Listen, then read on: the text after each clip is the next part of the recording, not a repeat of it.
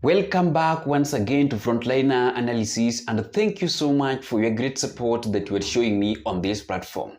Now, ladies and gentlemen, while Kenya, together with other countries in Africa, are mourning the late ODM party leader Raila Amolo Odinga, who was laid to rest in peace in Siaya County in Bondo at Kango Kajaramogi Oginga Odinga, allow me to flip pages back beyond the burial ceremony of Baba Raila Amolo Odinga, because as I am talking to you right now, there is a question that is now rising on the social media platform and also on the ground on whether Raila Amolo Odinga died here in Kenya or outside the country in India.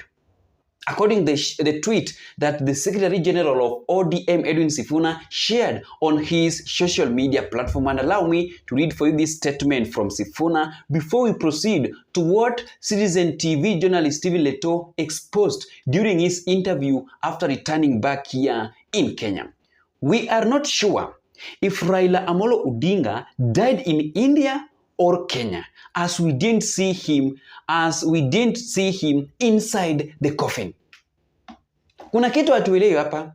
Then behind that one, on 17th, during the first state funeral viewing at Kasarani Stadium, Ruth Odinga talked about something, that she is the person who stopped the live supporting machine of Baba Raila Amolo Odinga. When I laid him down and I stopped the machines, I said Kenya has lost. Kenya is lost. I don't know where it's going without Raila. Thank you. Can I just go? Thank you. That is Ruth Na alikuwa hapa Kenya. Ruth Odinga was not in India. Raila was with his bodyguard Maurice Ogeta, Winnie Odinga, together with his private doctor. So how comes that Winnie Odinga stopped the live supporting machine? And the reality is that Baba died here in Kenya, then ferried to India. That is what I can say. There is an act. There is an act that was played behind the death of Raila Odinga so that chaos was to be stopped. That was the plan. There is something that Ruto, together with the family of Raila Odinga, knows behind Raila Amolo Odinga's death. That is what I can say. But before we proceed with this analysis, allow me to play for you this clip of the video of Stephen Letoo trying to expose what really happened after they landed safely in India to receive the body of Raila Odinga, where they were not allowed to view the coffin. Walikatazwa. Walipata kama hiyo casket isharapiwa vizuri. Then why? Mbona hawakukubaliwa? I want you to watch this video, but before you watch the video, ensure that you like our videos. When you like the video, you automatically shows your support on what I'm doing on this platform. Thank you so much for that support of the like, and you can watch the video. How was it when you landed? When we landed, number one, we were told, first of all, the media team, use this go to this bus. The other team that was led by Musalia Mudavadi, PCS, were told to go to the lounge. The first thing to see was the coffin. The coffin had already been brought. The next person I see is Ogeta. The other people I see are 4 gentlemen surrounding the coffin. What is around the coffin, we see a lot of military officers for India. That plane was not switched off. The engine was still running, because the moment we got there, we prayed with the body. It was draped in the Kenyan flag, straight to the cargo side of the KQ. How much time is this? Are we talking about? We are talking about 1.5 hours. So within 1 hour you have arrived? Yes. The government officials have been taken to the VIP? Yes. The media team has been left on the airplane side? The VIP is adjacent to where the coffin was. It was brought outside the lounge. But you were outside now looking at the drapes? And where the VIP lounge was and where the body was like 30 meters from where the plane was. So you get the distance. I mean, it was a very short distance. So when we grabbed the flag, that's about 1.5 hours, we got back to the plane. And immediately we turned back to Kenya. Yeah. And you came into a waiting crowd. The airport was... Well, Did you get a chance to view Raila's body at the airport?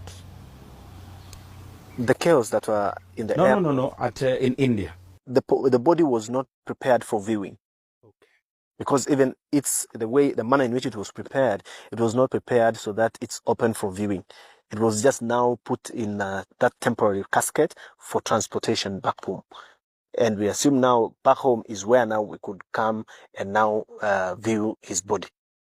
Two people that have been also very close to you, Winnie Odinga, the Member of Parliament for Yala, Maurice Ogeta, one of the people that will also give you access to Raila Odinga at a number of his functions.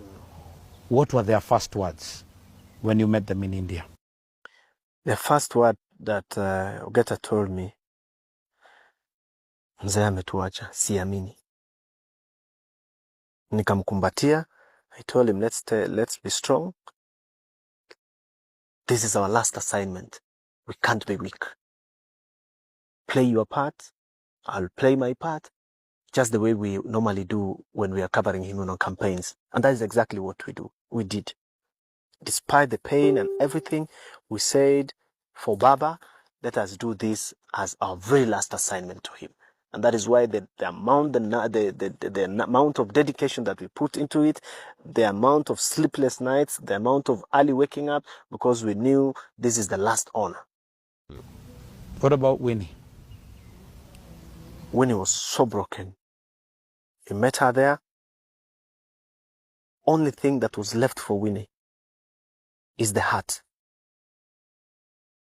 In India, Winnie kept on holding the heart. She puts down for a few seconds, she grabs it back. For Winnie, that was Raila, that heart. And if the way she presented it to her mother at the airport when we landed, she held it as like a baby. Yani, she will not drop it down until she delivered it to the mother, Ida Odinga. Fast forward. According to that video, according to your political view, did Raila died in India? Because I myself, I attended the first state funeral viewing at Kasarani Stadium, but there were two caskets. The first casket was to bring confusion to Raila Odinga supporters that were crying and pleading to see Baba Raila Odinga, where at Kasarani Stadium there was an empty casket. Then, but while the body was at Lee funeral, mwili lipelekwa Lee funeral, but because the Kenyans were angry, and that is the reason why there were two caskets. The first one, ilienda huku Kasarani Stadium, so that that huge crowd was to follow the body to Kasarani Stadium, while Raila Odinga's body was being checked very well at Lee funeral here in Nairobi before it was taken to Kasarani, then later on returned back to Parliament or to Lee funeral, where he was still under checkup.